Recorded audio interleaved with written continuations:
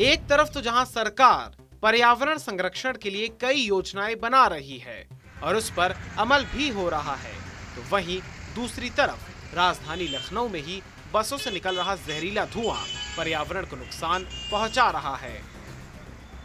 ना तो बसों से निकलने वाले धुएं की जांच होती है और ना ही इनमें स्मॉग मीटर लगाए जा रहे हैं। यही नहीं, कई बसें तो खटारा होने के बाद भी रोड पर सरपट दौड़ रही हैं।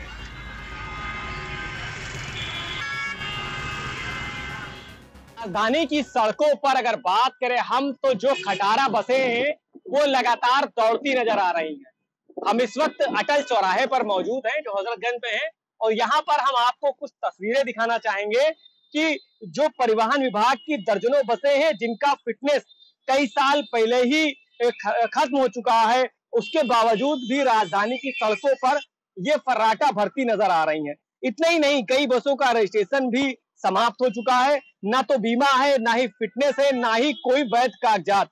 उसके बावजूद भी लोगों की जान के साथ खिलवाड़ कर रहा है परिवहन विभाग। जिन बसों को कबाड़ खाने में जाकर कट जाना चाहिए था, वो आज भी सवारियां ढो रही हैं। परिवहन विभाग की दर्जनों बसें ऐसी हैं जिनका फिटनेस कई वर्ष पहले ही खत्म हो चुका है। उसके बावजूद भी राजधानी की सड़कों पर ये फर्राटा भर रही हैं। इतना ही नहीं, कई बसों का रजिस्ट्रेशन भी समाप्त हो चुका है। ना तो बीमा है, ना ही फिटनेस और ना ही कोई वैध कागजात। उसके बावजूद भी परिवहन विभाग लोगों की जान के साथ खिलवाड़ कर रहा है। और तो और वो भी तब जब खुद सीएम योगी आदित्यनाथ ऐसे मुद्दों से सख्ती के साथ निपटने के आदेश दे चुके हैं। अब बस का फिटनेस के कागज मांगेगा तो उसकी फिटनेस ही नहीं थी।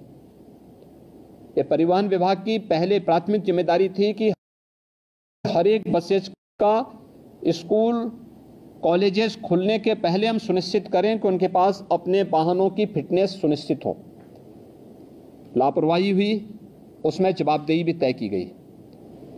परिवहन विभाग को इस बात को सुनिश्चित करना होगा कि सभी प्रकार के बसेज का, ये स्कूली बसेज हों, प्राइवेट में कॉन्ट्रैक्ट कैरिज में चलने वाली बसेज हों, या फिर परिवहन विभाग के साथ संबद्ध बसेज हों, या फिर उत्तर प्रदेश परिवहन निगम के द्वारा संचालित वाहन हों, या ट्रक हों, 4 व्हीलर हों, 2 व्हीलर हों, इनको नियमित रूप से इनकी चेकिंग करना और ट्रैफिक के नियमों का पालन करवाने की व्यवस्था इनसे सुनिश्चित करना।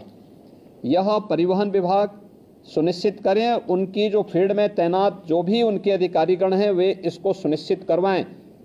पुलिस की मदद भी लें, ट्रैफिक पुलिस की मदद भी करें। ओवरलोडिंग को रोकना, सड़क के किनारे कोई ट्रक, कोई बस अवैध रूप से पार्किंग न करें। राजधानी लखनऊ में रोजाना हजारों की संख्या में लोग इन खटारा बसों से यात्रा करते हैं। ऐसे में ये बसें कब कहां हादसे का शिकार हो जाएं, किसी को भी नहीं पता। वहीं इस मुद्दे पर प्रदेश के परिवहन मंत्री दयाशंकर सिंह से जब सवाल दागा गया तो उन्होंने महज ये कहकर अपना पल्ला झाड़ लिया कि जांच कराई जाएगी कि आखिर इतनी बड़ी लापरवाही का जिम्मेदार कौन है। मंत्री जी, मुख्यमंत्री के आदेश के बाद भी फिटनेस एक्सपायर बसें परिवहन निगम की बसें दौड़ रही हैं राजधानी लखनऊ सड़कों पर। नहीं, हमारी बसें भी फिटनेस को करने के लिए हम लोग अनिवार्य रूप से अधिकारियों को निर्देशित किए हैं कि परिवहन निगम की भी बसें बिना फिटनेस के सड़क पर नहीं चलें। वैसे अगर प्राइवेट बसों का फिटनेस बीमा रजिस्ट्रेशन खत्म हो जाता है तो तत्काल प्रभाव से आरटीओ उन बसों को पकड़कर सीज करने की कार्रवाई करता है। जब नियम सबके लिए एक है तो उसके बावजूद ये खटारा सरकारी बसें कैसे सड़कों पर दौड़ रही हैं? अब सवाल उठता है कि क्या इन कबाड़ हो चुकी बसों पर और इसे नजरअंदाज करने वाले जिम्मेदारों पर कोई कार्रवाई होगी?